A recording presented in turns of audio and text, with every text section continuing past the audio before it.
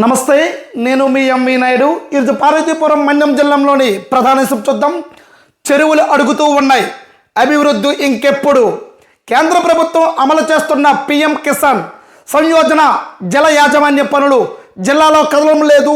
ఈ పథకంలో మిగులు నిధులను ఎక్కడికక్కడే సద్వినియోగం చేసుకునేందుకు వీలుగా గ్రామాలకు సమీపంలోని చెరువులను పునరుద్ధరించి అభివృద్ధి చేయడానికి సంకల్పించింది. జిల్లాలో 3 చెరువులను గుర్తించింది. కానీ రాష్ట్రంలో మిగిలిన చోట్ల పనులు చురుకుగా సాగుతున్న జిల్లాలో మాత్రం అడుగులు పడటం లేదన్నట్టుగా మనం చూస్తూ ఉన్నాం. అయితే కేంద్ర ప్రభుత్వం ఇక్కడ చెరువుల యొక్క పనులకైతే నిధులు కేటాయించినప్పటికీ కూడాను రాష్ట్రంలోని కొన్ని చెరువులు చురుగ్గా పనులు సాగుతూ ఉన్నాయి. కానీ జిల్లాలో అయితే మాత్రం నత్తనడకగా సాగుతూ ఉన్నట్టుగా మనకు తెలుస్తూ ఉంది. ఒక్కో చెరువును అభివృద్ధి చేయడానికి 50 లక్షల వరకు వెచ్చించేలా కేటాయించారు.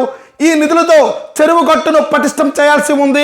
నడక మార్గం రూపొందించాలి, గట్టును సుందరీకరించాలి, సౌర దీపాలు అమర్చాలనేది చూస్తూ ఉన్నాం. చిన్న పిల్లలను ఆకర్షించేలా క్రీడలను సామగ్రి ఏర్పాటు చేయాలి. ఏ పనులు ఎంత వినియోగించాలి అనే విషయంలో గ్రామీణ అభివృద్ధి శాఖ విధి విధానాలు రూపొందించింది. జిల్లాలో పార్వతీపురం మండలం నరసీపురంలో ముసలనాయుడు చెరువు, పాలకొండ, బామని కేంద్రాలలో చెరువులను బాగు చేయాలని గుర్తించారు.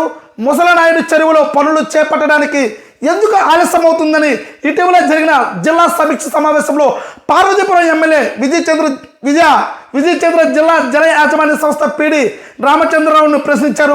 త్వరలో పనులు ప్రారంభిస్తామని ఆయన సమాధానం ఇచ్చారు. ఈ పనులు ప్రారంభించేందుకు కలెక్టర్ నుంచి అనుమతి తీసుకోవాలి. దీనికోసం దస్త్రాన్ని సమర్పించాం. అనుమతులు తీసుకొని పనులు ప్రారంభించేలా చర్యలు తీసుకుంటామని డ్వామపీడి రామచంద్రరావు అన్నారు.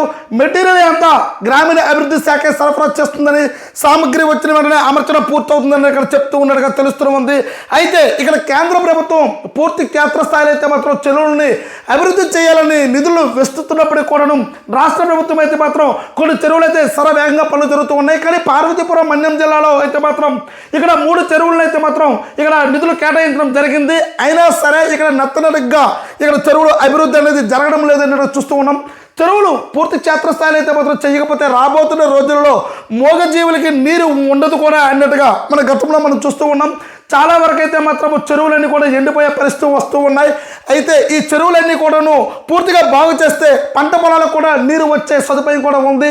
కానీ ఈ యొక్క చెరువులన్నీ కూడాను ఇంకుడు గుంతలన్నీ కూడాను ఇంకిపోవడంతో చెరువులు కూడా ఆక్రమణకు కూడా గురవుతున్నట్టుగా అనేక కథనాల్లో మనం చూస్తూనే ఉన్నాం. ఎప్పటికైనా సరే అధికారులు అప్రమత్తమయ్యి వీటి యొక్క నిధులన్నీ కూడా క్షేత్రస్థాయిలో పూర్తిగా పనులు చేయబడితే మాత్రము రాబోతున్న రోజుల్లో ఇక్కడ మూగజీవులకే కాదు, పంట పొలాలకే కాదు, అన్ని రకాల కూడా అభివృద్ధి చెందడానికి కూడా పంట సస్యశ్యామలంగా ఉండేది. కానీ ఇంకా చర్యలు చేపడతామన్నా కూడాను ఇక్కడ అధికారులు అయితే మాత్రం నిద్రపోతున్నట్టుగా తెలుస్తుంది. ఇక్కడ ప్రజాప్రతినిధులు కూడా చాలా వరకు కూడా కుమ్మక్కవుతూ ఉన్నారా, భూ ఆక్రమణకు గురవ్వకుండా ప్రభుత్వ భూములు కూడాను చాలా వరకు అయితే ఆక్రమణకు గురవుతున్నాయి. కాబట్టి దీన్ని కూడాను కట్టదిట్ట చేయవలసిన అధికారులే పూర్తి క్షేత్రస్థాయిలో అయితే మాత్రం పనులు చేయలేని పరిస్థితి కూడా ఉంది.